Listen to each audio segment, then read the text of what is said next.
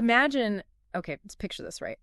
You're in a video game, and it's like this crazy alien planet. Yeah. And it's like so detailed, it's like you can practically feel the dust under your character's boots. I love it. Sunlight's like glinting off these weird crystals, and like crazy plants are swaying, and It's so real. it's all happening so smoothly as you're running around exploring this world. Yeah. Have you ever like stopped to think about how many calculations are happening every second to create that image on your screen? It's mind-boggling. It's incredible, right? It is. So that brings us to what we're diving deep into today. That's right. The graphics card. The heart of it all. Yeah, you might know it by different names like video card, display card, even just GPU. Right. But whatever you call it, it's the thing that's making all those incredible visuals happen. It's the unsung hero, really. Yeah, for sure. And, for you, our listener who, went to the trouble of sharing your sources with us, our goal today is to really break down this piece of hardware. Absolutely. You want to understand the core principles behind it, how it works, the key components and all that.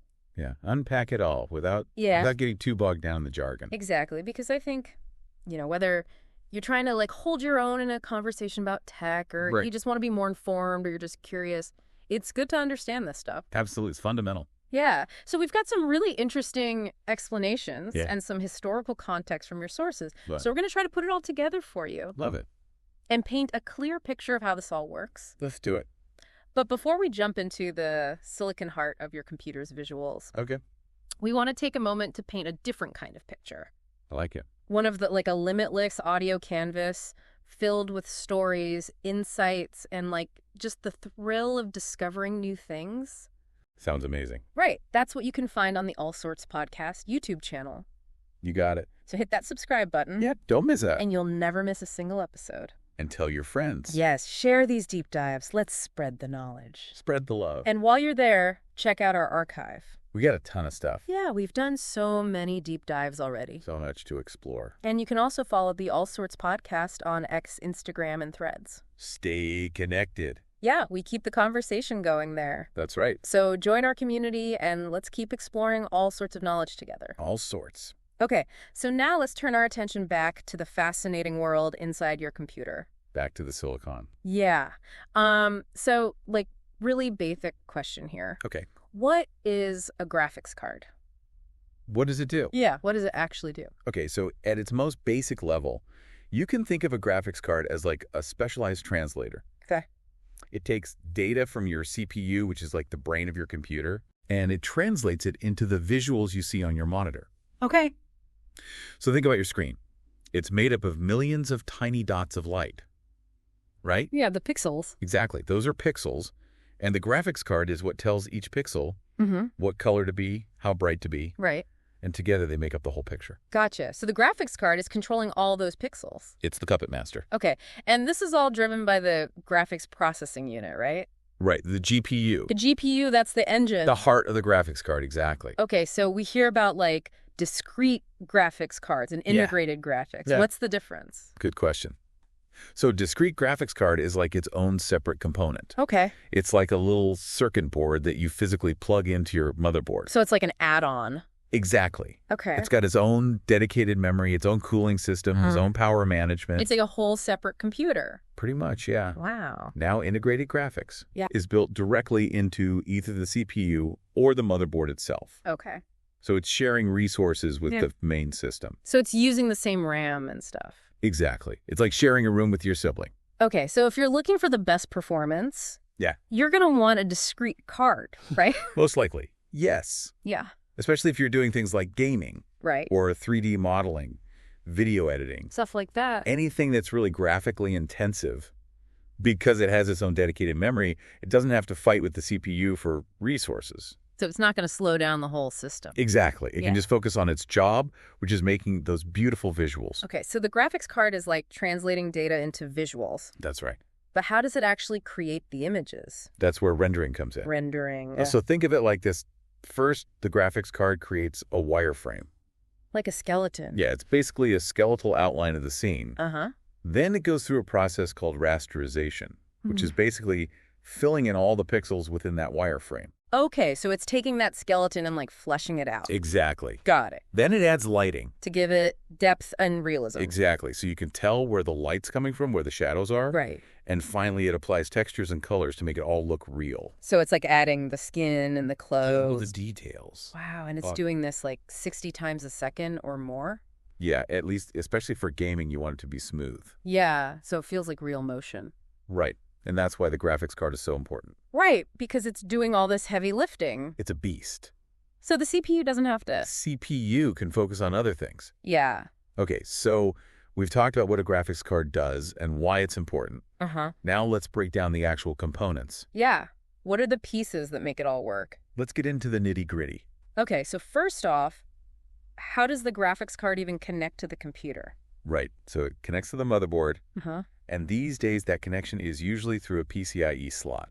PCIe. Yeah, PCI Express. What does that do? So that slot does two main things. Okay. First, it lets the graphics card and the CPU talk to each other really fast. Okay, so it's like a high-speed data highway. Yeah, like a superhighway. Okay, and second? Second, it supplies power to the graphics card. Gotcha. So it's like the power outlet and the data cable all in one. Exactly. It's a very efficient connection. And then, of course, there's the GPU itself. The brains of the operation. Yeah, we talked about it a little bit earlier. Oh, great. But what makes it so good at graphics? Right. So the GPU is a processor, kind of like your CPU, Okay. but it's designed specifically for handling graphics. So it's like a specialized CPU just for visuals? Exactly. It's all about parallel processing. Parallel processing. What's that? So your CPU is really good at doing one thing at a time really well. Okay. But a GPU can do tons of things at the same time. So it's like multitasking on a whole other level. Exactly. And that's perfect for graphics because you've got millions of pixels Mhm. that all need attention. Right, so it can process all those pixels simultaneously. Exactly. It's crunching numbers like crazy. Wow. And I heard that some GPUs actually have more transistors than CPUs. That's right, the really high-end ones. Transistors, what are those? So transistors are like the tiny little switches that make up all digital circuits. Okay. And the more transistors you have, the more powerful the chip can be. So it's like having more workers in a factory. It's more processing power. And with all those transistors working away, it must generate a lot of heat. Oh, yeah. GPUs get hot. So how do they keep them from melting? That's why they have those big heat sinks and fans. Right, I've seen those. Yeah, they're basically metal blocks designed to draw heat away from the GPU, Okay.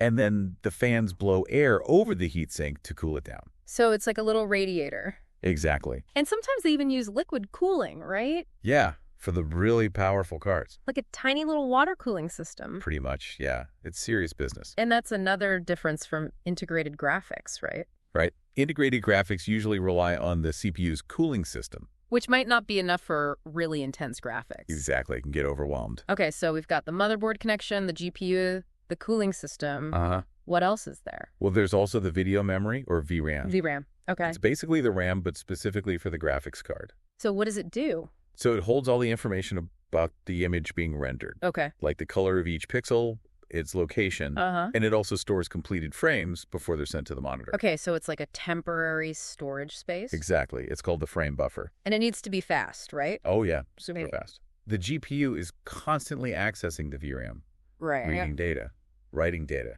It can't be slow. So it's like the express lane for graphics data. Exactly. It's high bandwidth memory. Are there different kinds of VRAM? Yeah, there are different technologies. Like what?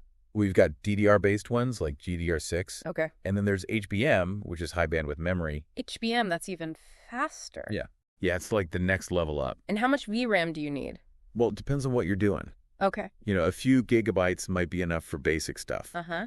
But for gaming and other demanding tasks, Yeah. you're going to want more like 8, 12, 6, even 24 gigabytes. Wow, that's a lot of memory. Yeah, it can be. Okay, so we've got the GPU VRAM cooling system. Uh-huh.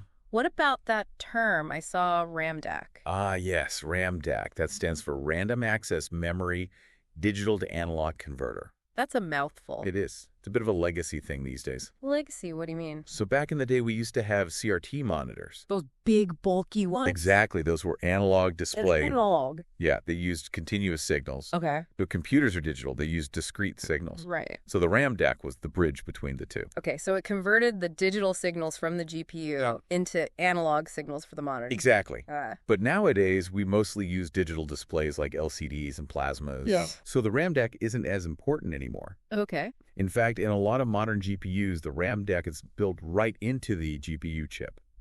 So it's not a separate component? Right, it's integrated. Okay, so the graphics card processes the data, generates the image. Uh, How does that image actually get to our monitor? through the output interface. The output interfaces. Okay. Yeah, those are the ports on the back of the graphics card. Right, where you plug in the cables. Exactly, and there are a bunch of different types. Let's go through them.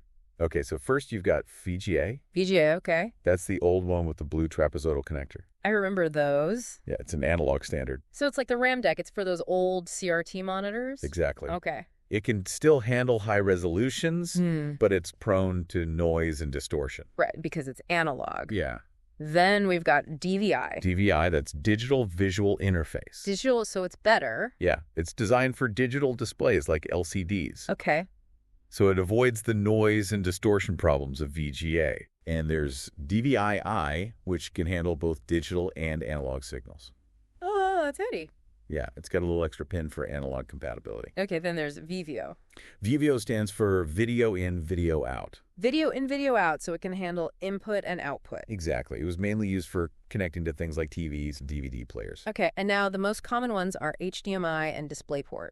Right. Those are the big ones these days. HDMI, I know that one. It's on like everything. Yeah, it's the standard for HD TVs and a lot of monitors. Okay, and DisplayPort. DisplayPort is another digital interface. Okay. It's often used on higher-end monitors, Hmm.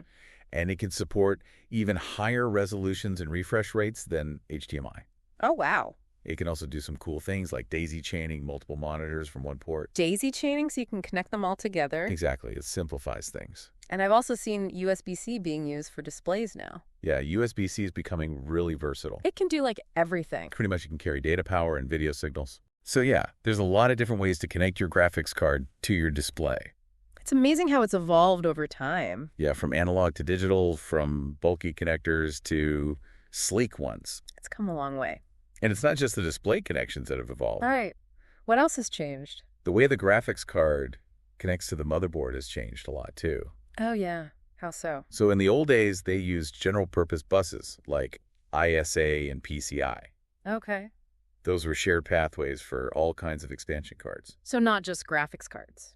Right, sound cards, network cards, everything shared the same bus. Oh, okay. But that wasn't ideal for graphics because they need a lot of bandwidth. Right. They're pushing a lot of data. Exactly. So they came up with AGP, AGP. Accelerated Graphics Port. Okay. That was a dedicated bus just for graphics. So it's like a dedicated highway just for graphics data. Exactly, much faster. Got it. But these days, the standard is PCIe. PCIe again. PCI Express. Yeah. Yeah, it's even faster than AGP. It's a point-to-point connection. Point of... Yeah, so each device has its own dedicated lane. Okay. No more sharing the bus. So it's like having your own private lane on the highway. Exactly. Super fast and efficient. Okay, so we talked about discrete versus integrated graphics earlier. Yeah, Can you just summarize the pros and cons of each? sure. So discrete graphics cards, Yeah. they're more powerful because they have their own dedicated resources. Right, their own memory cooling system power supply. Exactly. They're like the athletes of the graphics world. Okay. They're great for gaming, 3D modeling, video editing, anything that needs a lot of graphical horsepower, Got it. but they're also more expensive Right. and they use more power. Okay. And integrated graphics. Integrated graphics are more budget friendly. Yeah. They're good for everyday tasks like web browsing and office work. Right. They use less power and they don't take up extra space. But they're not as powerful. Right? They're not going to run the latest games at max settings. So it's like the difference between a sports car and a family sedan. Yeah, good analogy. Okay, and one more thing. I noticed that graphics cards seem to be getting more and more power hungry. Oh yeah, they can be real power hogs. Why is that? Well, as they get more powerful, they need more electricity to run. Right. It's like a bigger engine needs more fuel. Makes sense. Some of those high-end cards can draw hundreds of watts. Wow. That's why you need a good power supply. Right, so it can handle the demand. Exactly. And I've heard about this thing called GPU sag. Ah, yes. GPU sag. What is that? So some of those high-end graphics cards are really big and heavy. Yeah, they can be huge. And over time, they can start to sag downwards in their slot. Oh, wow. They can put stress on the card and even the motherboard. So it's bad. Yeah, it's not good. So what can you do about it? Well, a lot of cards come with support brackets, Okay. or you can buy aftermarket ones. So it's like a brace to hold it up. Exactly. Okay, and then there's this whole thing about using multiple graphics cards. Right. That's called multi-card scaling. Like SLI and Crossfire X. Exactly. What's the deal with that? So the idea is you link two or more identical graphics cards together, Okay. and they share the workload. So it's like having multiple workers on a job. Exactly. Okay, and that can boost performance. Yeah, theoretically. Theoretically, what do you mean? Well, it doesn't always work perfectly. Oh. Sometimes the games aren't optimized for it, Right. and it can be tricky to set up. So it's not for everyone? Right, it's more for enthusiasts and professionals. Like people who do 3D rendering and stuff. Exactly. Yeah. They need all the power they can get. Okay, so one last thing. Yeah. What are 3D graphics APIs? Okay, so those are basically sets of instructions that software developers use to communicate with the graphics card. Okay. They tell the graphics card what to draw, how to draw it, all the technical stuff. So it's like a language that the software uses to talk to the hardware. Exactly. Got it. And what are some examples of these APIs? Well, there's Vulkan, DirectX Metal, OpenGL. Those are all different APIs. Yeah, they each have their own strengths and weaknesses. Okay, so basically, these APIs are what allow games and other software to actually use the power of the graphics card. Exactly. They bridge the gap between software and hardware. Wow, this has been a really in-depth look at graphics cards. It has been a journey. Yeah, we've covered so much. We've gone from the basics to the advanced stuff. Yeah, from the history of connection standards to the intricacies of GPU architecture. It's all connected. So for you, the listener, we hope this deep dive has given you a much better understanding of what's going on inside your computer. Absolutely. It's amazing technology. Yeah, and it's not just about making games look pretty. Right. Graphics cards are being used for all sorts of things these days. Yeah, like artificial intelligence, Yeah. scientific research, even medical imaging. It's really incredible. It is. So just think about it. Yeah. The same technology that powers your favorite video games is also helping to advance science and medicine. It's pushing the boundaries of what's possible. And it's only going to get more powerful and versatile in the future. That's right. The future is bright for graphics cards. For sure. So what applications of this technology are you most excited about? What possibilities do you see? Think about it and let us know. We'd love to hear your thought. And just like the graphics card unlocks amazing visual worlds, Yeah, the All Sorts podcast opens up a world of audio discovery. that's our goal. So if you enjoyed this deep dive, Yeah. head over to the All Sorts podcast YouTube channel. Subscribe, like, and share. Yes, subscribe so you never miss an episode. Don't miss out. Share this episode with someone you think would find it interesting. Spread the knowledge. And check out our archive. We've got tons of deep dives on all sorts of topics. Yeah, we're always exploring something new. It's an adventure. And you can also follow us on X, Instagram, and Threads. Stay connected. Yeah, we'd love to hear from you. Join the conversation. So until our next Sonic adventure, Keep exploring. keep those questions burning. And keep learning. See you next time.